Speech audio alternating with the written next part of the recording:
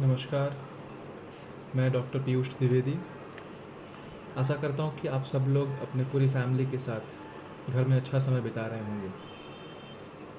ये बहुत अच्छा मौका मिला है हम सबको कि जो शारीरिक ऊर्जाएं हम बाहर खर्च करते थे, अब उसे समेटने का, उसे बढ़ाने का समय मिला है। सही तरीके से जीने का एक वक्त मिला है, क्योंकि अक्सर लोगों के पास बहाने होते थे पहले कि वक्त नहीं रहता। तो ठीक तरीके से दिनचर्या और ऋतुचर्या का पालन करने का वक्त मिला है। घर में बच्चों के साथ समय नहीं मिलता था, तो वो बच्चों के साथ समय बिताने का वक्त मिला है। अपने मानसिक संतुलन को और अच्छा करने का वक्त मिला है, जहाँ पे आप अपने योगा, ध्यान और इन सब के ज़रिए काफ़ी अच्छी तरीके से अपने मानसिक बल को भी बढ़ा सकते हैं। ये सब क्यों कह रहा हूँ? क्योंकि जो मेरा ये संदेश है ना सिर्फ मेरे अपने पेशेंट्स के लिए है, पूरे देशवासियों के लिए है, पूरे विश्व के लिए है कि अभी जितना तकलीफ़ कोरोना वायरस की वजह से लोगों को मिल रहा है, जितने लोग अफेक्टेड हो रहे हैं, उससे कहीं ज़्यादा लोग इसके आतंक से, इसके डर से, इसके भय से आतंकित होके परेशान हैं। स्पेशली थोड़ा सा भी सर्दी खांसी होने पे लोग उसको सीधे कोरोना वायरस के संग कोरिलेट कर ले रहे हैं। गले में दर्द होने पे उसको कोरोना वायरस के संग कोरिलेट कर ले रहे हैं। हल्का सा किसी और कारण से बुखार आया तो भी उसको कोरोना वायरस से रिलेट कर ले रहे हैं, और तुरंत उनको ब्रीदिंग प्रॉब्लम शुरू हो जा रही है, जो कि एक फॉल्स ब्रीदिंग प्रॉब्लम है। अगर ऐसा रहेगा तो जाने अनजाने में हम और परेशान होंगे और डरेंगे, और बाहर अस्पतालों में संख्या और बढ़ती जाएगी, जो बाद में निगेटिव होगा। तो इसलिए बताया, ये समय डरने का नहीं है, ये समय है धैर्य का, ये समय है कुछ सीखने का, जानने का, जागरूक रहने का और एकजुट रहने का। तो मैंने सोचा कि अब ये वक्त है जब एग्जैक्टली बताया जाए कि ये कोरोना वायरस कैसे आया, क्या हुआ, ये क्या है और इसके क्या कॉन्सिक्वेंसेस हो सकते हैं, उपाय क्या हैं इससे बचने के, और अगर हो गया तो भी इसको कैसे हराया जा सकता है। मैंने सोचा है कि थोड़े छोटे छोटे वीडियो बनाऊंगा और एक एक करके पार्ट बाय पार्ट इसको एक्सप्लेन करता जाऊंगा। मैक्सिमम 5 से 6 वीडियो होंगे छोटे छोटे। पूरा समझने के लिए, जानने के लिए हर वीडियो को देखिएगा।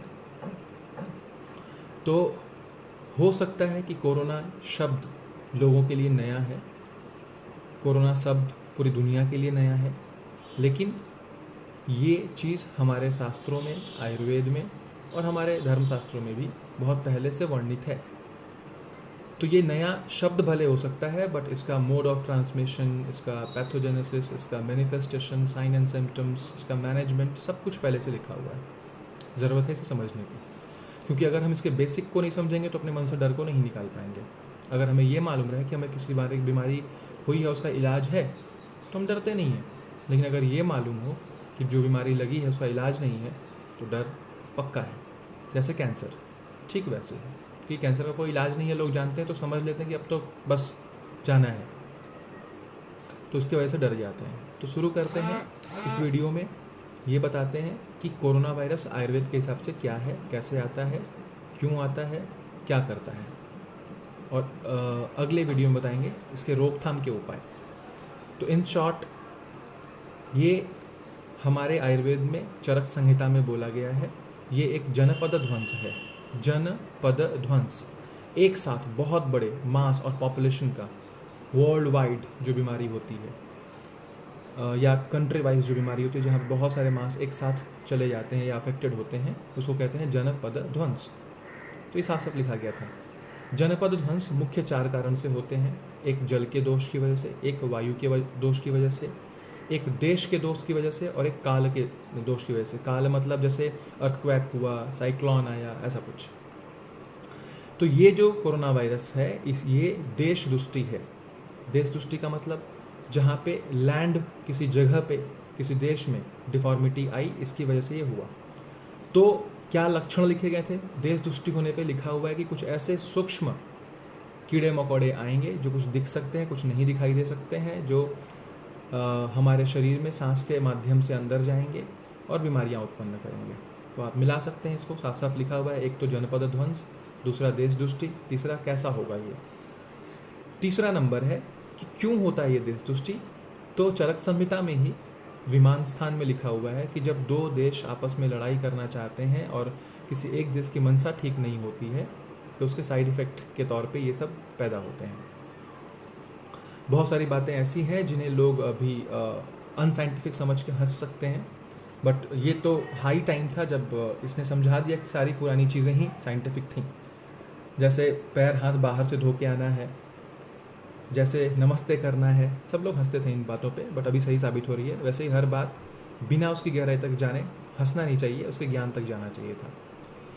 एनीवेज, तो ये जनपद ध्वंस, देश दुष्टि, दो नेशंस के वॉर का साइड इफ़ेक्ट, तो इस तरीके से ये आता है। और क्योंकि ये बाहर से हमारे शरीर में घुसता है इसलिए हमारे में इसको कहते हैं आगंतुज ज्वर।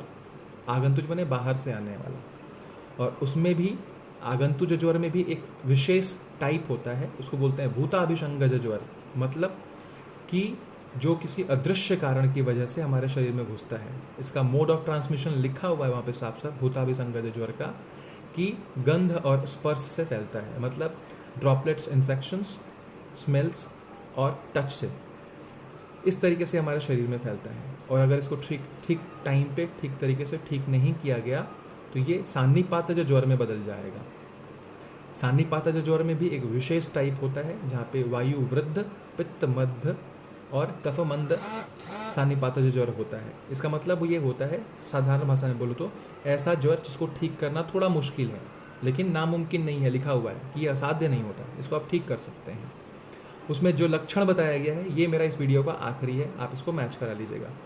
जो सिम्टम्स बताए गए हैं इस सान्निपातज ज्वर के, उसमें लिखा है कि इसमें श्वास होगा, मतलब सांस का प्रॉब्लम होगा, कांस होगा, खांसी होगी, अंगमर्द होगा, बदन में दर्द होगा, ड्राउजीनेस लग सकता है, एनर्जी लेवल कम लगेगी, पार्श्वरुख चेस्ट में पेन हो सकता है, और ज्वर, बुखार आएगा। तो आप मिला सकते हैं कि जनपद ध्वंस, देश दुष्टि, सूक्ष्म और कुछ ऐसे कीड़ों का आना जो दिखाई दे, कुछ दिखाई नहीं दे, शरीर में सांस के माध्यम से आते हैं। ये दो देशों के वॉर के साइड इफ़ेक्ट के तौर पे होता है। बाहर से आता है इसलिए आगंतुज ज्वर है। उसमें भी मोड ऑफ ट्रांसमिशन है गंध एंड स्पर्श, ड्रॉपलेट्स एंड टच। इसके बाद ये सान्निपातज ज्वर बदल जाता है, ऐसा ज्वर जिसको ठीक करना थोड़ा मुश्किल है बट नामुमकिन नहीं है। उसमें भी एक स्पेसिफिक टाइप है जिसका लक्षण मैंने अभी आपको बताया। तो ये है कोरोना वायरस के सोर्स, इसका मोड ऑफ ट्रांसमिशन, इसका सिम्टम्स एंड मैनिफेस्टेशन। खुश रहिएगा। जय हिंद।